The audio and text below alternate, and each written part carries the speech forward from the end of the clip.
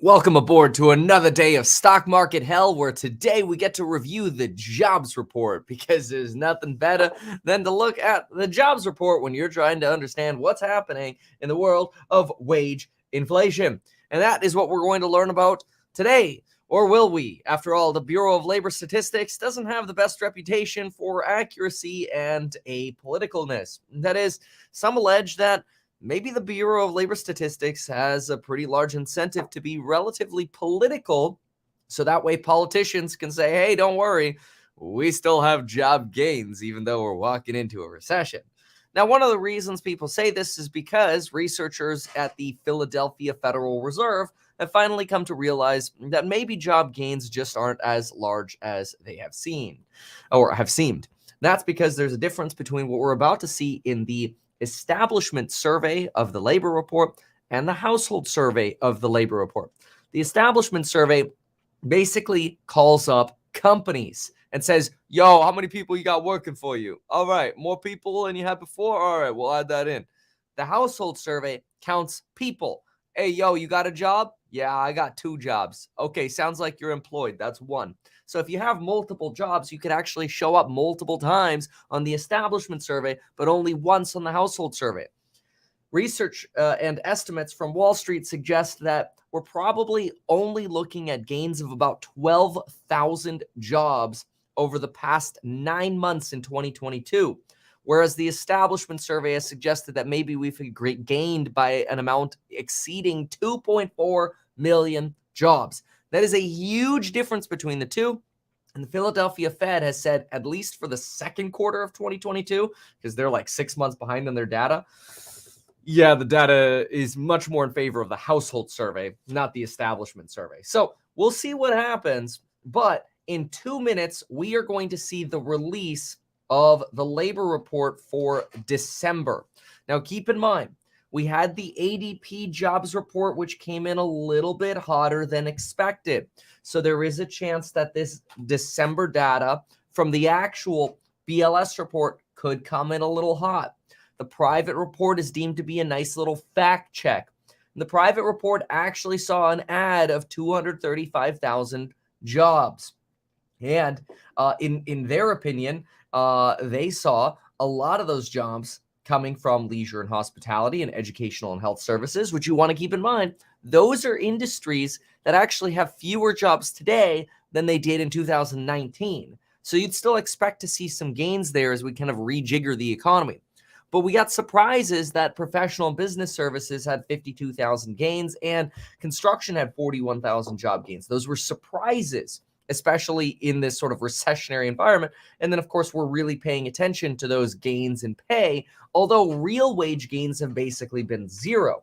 So it's like, yeah, wages are going up, but people aren't actually making more money. If anything, they're making less money compared to 2019, thanks to all the inflation we've had. So what are the numbers we're expecting right now? Well, the prior release of the change in non-farm payrolls was 263,000. In about 30 seconds, we're going to see what the number is. The survey is expected to be 203,000. We are expecting the unemployment rate to sit at 3.7% and the average hourly earnings to be 0.4. 0.4. That is a month-over-month read. If that number comes in hot, big problems. That's probably the most important number. For nobody's really believing the headline number anymore anyway. So focus on, in my opinion, that bottom line month over month wage gains number. Here we go, baby. Here we go. And the headline number is, we're expecting 203 and we got 223, a little bit hot. Oh, average hourly earnings, 0.3. That's good. Good. 0.3 on the month over month. Thank goodness. Average hourly earnings year over year, 4.6% versus the 5% expected. Good. Thank the Lord. That's actually really, really good. On, again, the payrolls number, the top line number, a little hot, but those wage gains numbers, whew, I'll take a 0.3% all day long. Again, that 0.3% represents Just 3.6% annualized inflation. That's better than the expectation of 4.8% or 0.4% on the month over month. However, the unemployment rate did fall from 3.7% to 3.5% because we had more gains than expected on the top line number. But then again, let's go ahead and look at the household survey, which Wall Street seems to see as a little bit more accurate right now than the actual establishment survey. And so let's go ahead and look for the household number. Let's see. House. I'm just going to search for it. Household survey. Let's find it. Seasonal adjustments, household survey data, 3.5%. And let's see, establishment survey data gained by 223,000. Notable job gains in leisure, hospitality, healthcare, construction. Okay, that's understandable. Where is my household number? Upcoming changes. All right, I'm going to put this into a PDF reader. Hold on. Okay, here we go. Household. Haha. December. Oh, yeah. Household data changed like 0. No, it's hold on. Wait. Employed, household. Oh, okay. Yeah, there we go. So this is the household data here on the right. And between, no, you've got some changes. Hold on a sec. Let me put this in a PDF reader. It's going to be a little bit easier for me to look at. I wish they would just highlight it a little bit easier for us, but the household number, they don't. That's all right. One sec while I pull up the PDF. But I'll tell you, everybody's going to care about that wage number. That wage number is the most important. Like I said, okay, let's just go through this together here and we'll get the numbers we need. So again, 223, this was hotter than expected, right? The expectation was 203. Let me see if we have any prior revisions. We actually do have a prior revision, okay? So prior, which is actually the November report, we are sitting at 256. That is down from 263. So we actually have a downward revision on the establishment survey for last month. That's obviously, in my opinion, still way higher than it actually is. 3.5% here for the unemployment rate. We saw that move down. I'm actually really surprised, though, that construction is gaining the way it is. Household survey and the establishment survey, those are the ones that we want the numbers from. That's fine. Let's see here. Household survey data. Okay. Among major worker groups, unemployment by whites fell to 3%. Jobless rate for adult men, 3.1. Women, 3.2.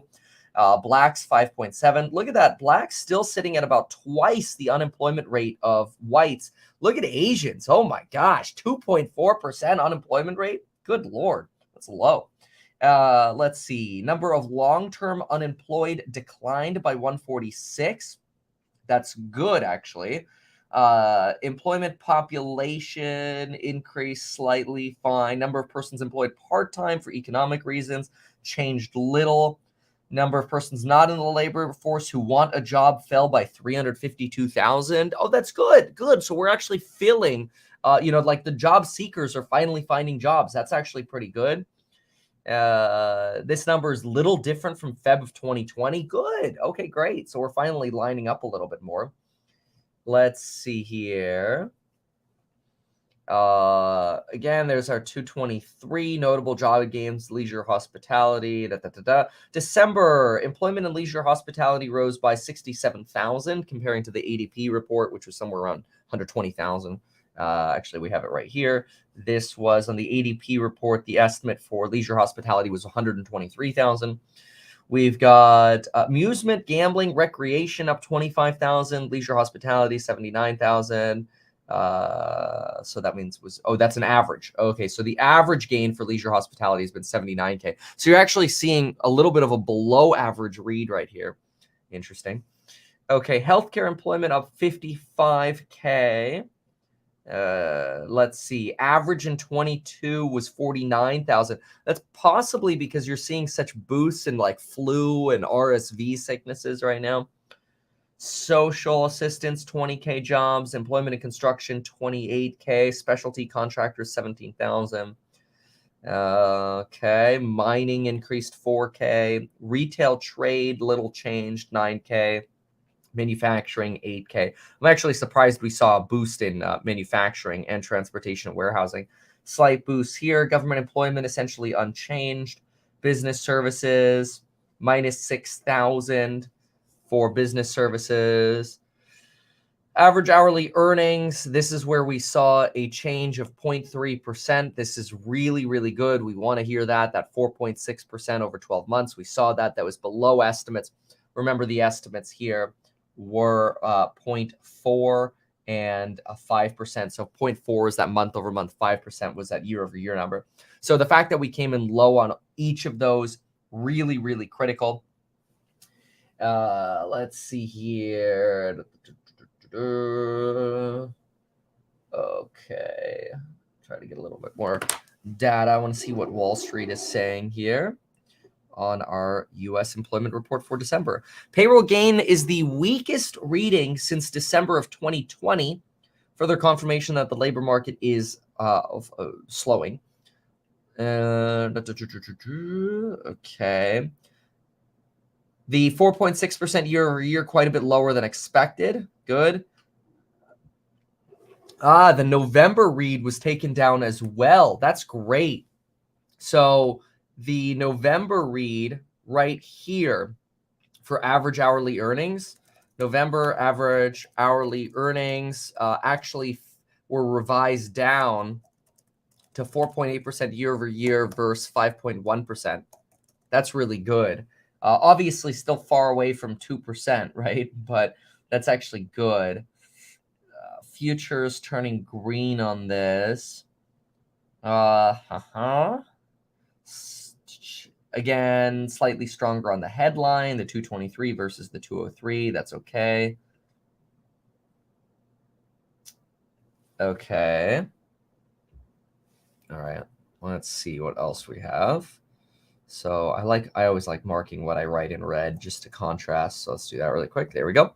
Okay, so I like seeing that.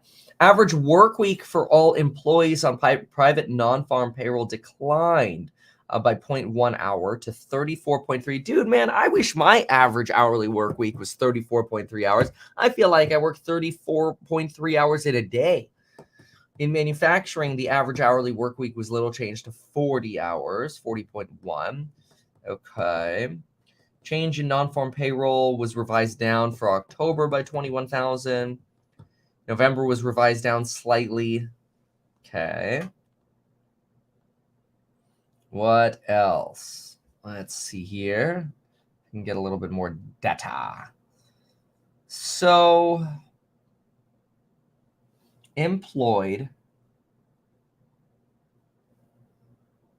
Let's see here. I'm trying to understand where they like to get the household number from. So far, nobody's talking about it, which I find very interesting. So I will get to the bottom of it. Let me go to one of the other charts they have. They give us a bunch of extra data. In the meantime, we can also take a brief look and see what some of our indices are doing. Okay, NASDAQ up 0.3, Tesla down just a measly 8%. That's like that's just a walk in the park for Tesla at this point. You know, just another typical day. May as well try to rival Bed Bath & Beyond, down about 12% here in the pre-market. You can see this nice spike over here on the S&P. That's really driven by this move down here in wage gains. Still gaining. Okay, household data. Let's see here. So the change.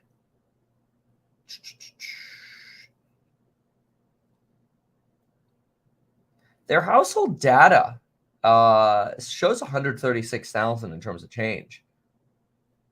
See, that's actually right here.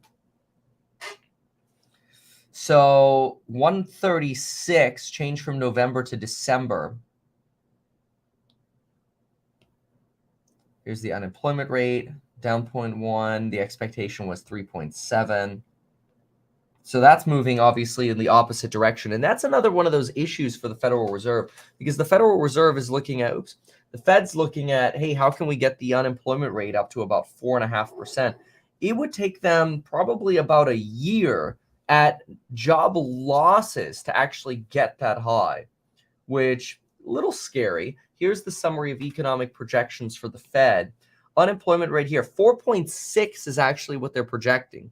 So in order to get to 4.6, you would have to start having these reports come in at about negative 90,000, at least based on Wall Street estimates, for probably about 12 months. So it's going to take quite a while for you to actually see that labor market move into that sort of unemployment rate. And the hope is that inflation softens by then and the Fed doesn't actually have to lead to that kind of joblessness. You don't want that kind of joblessness. You just end up deepening the recession, right? I mean, think about it. More people unemployed means less people buying stuff from the companies that you might be investing in, unless, of course, you're shorting everything. So, okay, looking back at what Wall Street is suggesting. Let's see here. Okay, so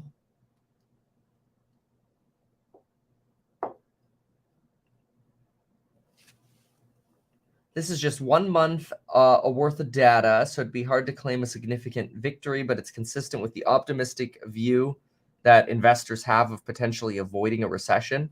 Yeah, the only way you avoid a recession is basically by the Fed U-turning. That's the only way you do this, is the Fed realizes, okay, inflation was in fact transitory. Let's cut rates back to 2%, and the bull run comes back, right? But other than that, any kind of sticky sign of inflation, you're screwed. You don't want to be exposed. And in the meantime, you'll get sort of a deflationary price war amongst sellers of products, in my opinion, and eventually of services as well. I mean, I just saw a report of potentially up to 30% of all realtors leaving the market. Quite remarkable. So what effect does the second or third job do these numbers? Yeah, so generally, when you have a second or third job, you get counted in the establishment survey multiple times because they count payrolls, right, from the employer's point of view. Now, this is interesting. The December household survey, okay, this note is just coming in. The December household survey came in extremely strong at plus 717,000. Where is that? That's interesting because that's the survey that everybody's kind of been paying attention to suggest that it might be more accurate. Well, if it's more accurate, it's coming in real strong. That actually doesn't seem to show that unless we go to count that, we would have to go to employ. Oh, that would be right. Yeah, that's what I was looking at. And I was kind of scratching my head like that number seems like a big gap. See, look right here. This is the household survey. I was looking at that number and honestly, I was kind of like, there's no way. So I didn't say it because I wanted to corroborate what I was seeing. But I'm like, the household survey over here had a nominal gain, right? This is from August to September. What is that? That's like 150,000. Then over here, the household survey was actually negative by about 250,000. Then it was negative again by somewhere around 50,000. But look at this, folks. This is a 717,000 job increase in the household survey. Uh-oh. So that's not that great, right? Because a lot of people have been, and we even started this video off by talking about how the Philly Fed is like, hey, the BLS numbers are wrong. We should be looking at the household survey instead. So now people are wondering, is the household survey just catching up to the establishment survey? Is the establishment survey right and the household survey is catching up? Or what the hell is going on? And I think the reality is nobody freaking knows what's going on. We just need inflation to go down. That's it. So this is pretty remarkable, actually. The unemployment rate, by the way, sitting at 3.5% is the lowest level of unemployment since the 1960s. Now, again, this establishment gain is huge. 17.7K in establishment survey is massive. In household. Is household playing catch up to establishment? Are both wrong? Market might not care. Market cares about inflation. And that inflation number is where we had the only thing to potentially cheer, and that's a downward revision in November from 5.1 on the year to 4.8. And again, that month over month sitting at just 0.3 right here, which is great. I want to see what's going on in interest rates. I love how no one acknowledges that layoffs are being caused by AI replacing certain jobs. Group chat can't do that. No, actually it can. You're right. Treasury yields actually pretty flat, which is really wild because indices are up like 0.4%. But Treasury yields being flat is really interesting because what this means when you have Treasury yields flat like this, again, I'm looking at the 10-year here, basically a 2 basis point movement. You're basically saying, hey, things are getting better, but we're going to keep financial conditions tight. Now, this is actually what the Fed wants. The Fed, in my opinion, doesn't so much care about the stock market, although that does go into financial conditions. So, the stock market falling is a side effect and a somewhat contributor to financial conditions being tighter. The big thing for financial conditions tends to be yields because they affect borrowing rates on cars, on mortgages, things that really affect people's net worth, like investing in Tesla. Oh, wait.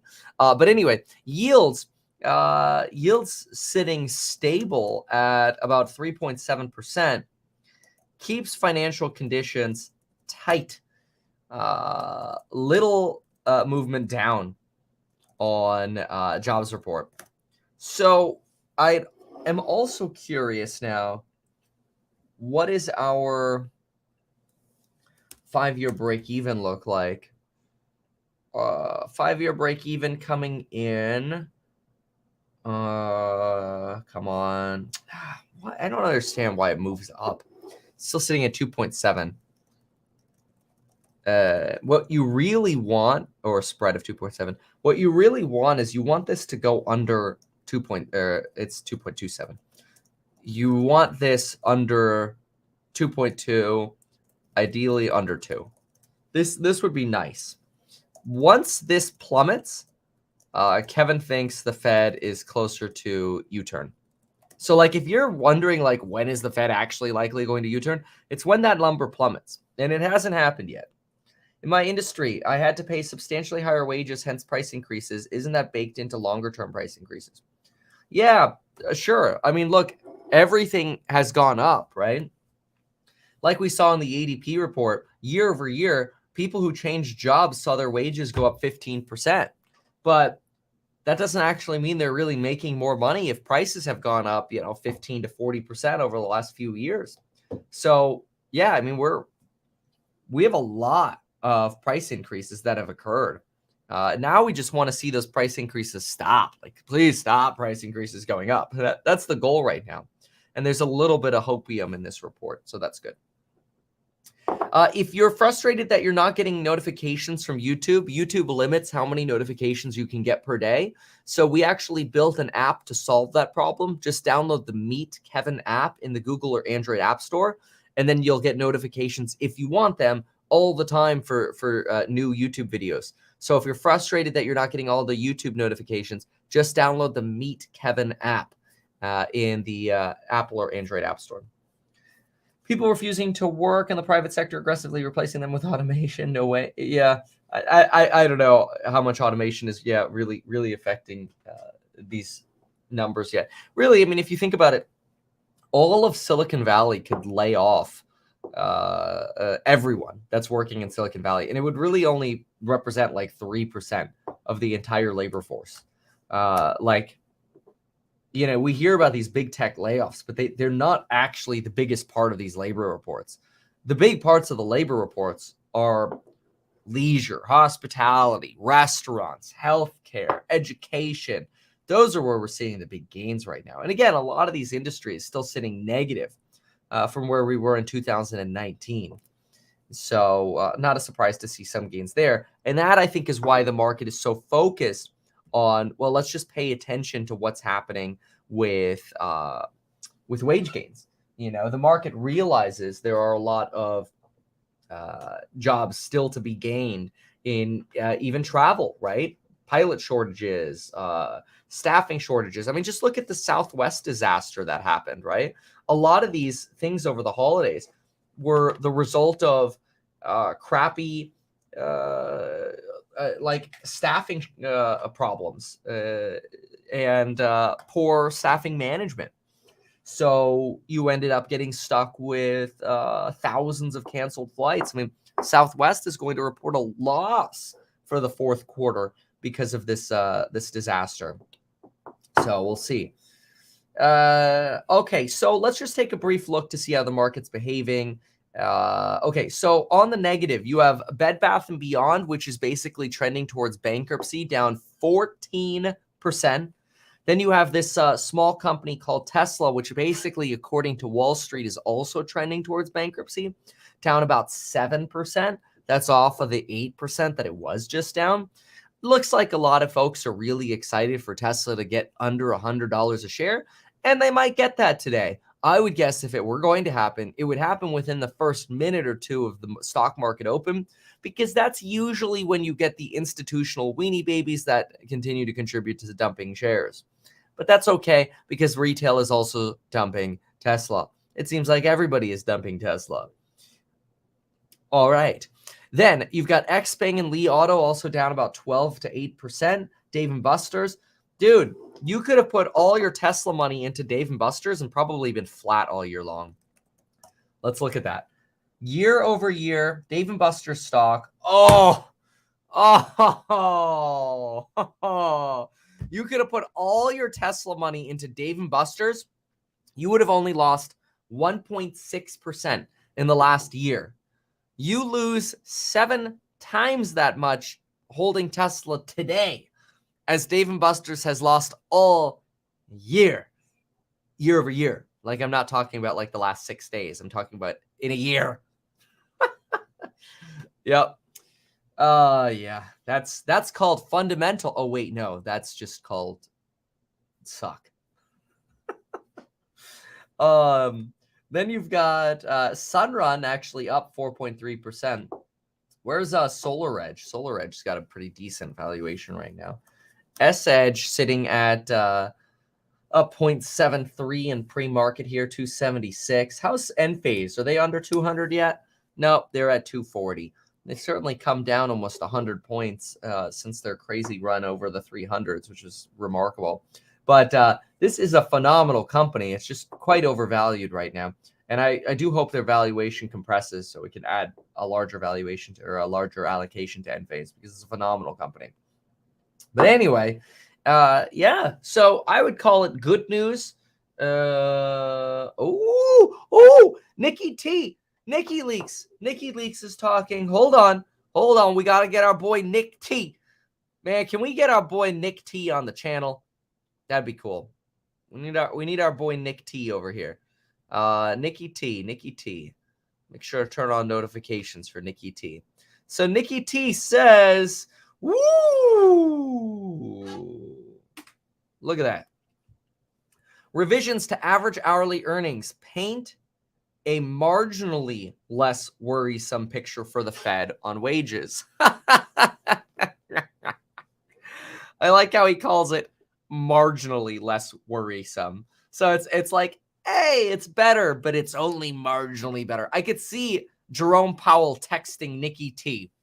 Nick, it's good, but our job ain't done yet. It's only marginally better. 3 reports doesn't make a trend. You know what's going to end up happening is in a year from now, I think you're going to end up having like memes. Can somebody put a little note on their calendar? January 6, 2024, okay? Kevin says Jerome Powell is a meme. And this is the meme Jerome Powell is going to be. It's going to be him looking like haggard and old and evil. And it's going to be like this. 3 reports. No, 12 reports of declining inflation don't make a trend. We must continue to hike. And then the next day, they're going to be like, yeah, we're going to cut rates by 2%. and it's like, inflation will be gone. The stock market will be back in rally mode. And everybody in a year from now is going to be like, "Hey, damn it, I wish I bought. Everything's so much more expensive now." I know that's really hard to imagine because A, I could be wrong. And B, when stocks are so down and you're in like the shitty times of the stock market, you feel like things are never going to recover. And then you start kind of comparing like how much you lost to how much you're making, and you're like, oh, I just lost 10 years of my work. And it makes you feel like hopeless, right? This is what the stock market does. Like, this is normal. So, I try to keep your head up no matter how you're investing or how you're playing the game. But I wish you the best out there. And yeah, somebody write that down. Let me know if I'm right in a year from now. In the meantime, I encourage you to suck on one of these prayer potions. See you in the next one. By the way, quick update. I start flying this tomorrow, actually. Oh, that's freaking awesome. We start flying with Baby Jet tomorrow. And on the 11th, we start inviting shadowers. So we'll take a few days to edit footage after we fly. But we'll probably start posting a lot of vlogs of me flying to explore different towns for real estate. So I hope you subscribe to see that. It'll be kind of like I feel like it's going to be like the reality show of hunting real estate in a recession. So it's going to be pretty ridiculous. In the meantime, suck on your prayer potion and we'll see you soon. Goodbye.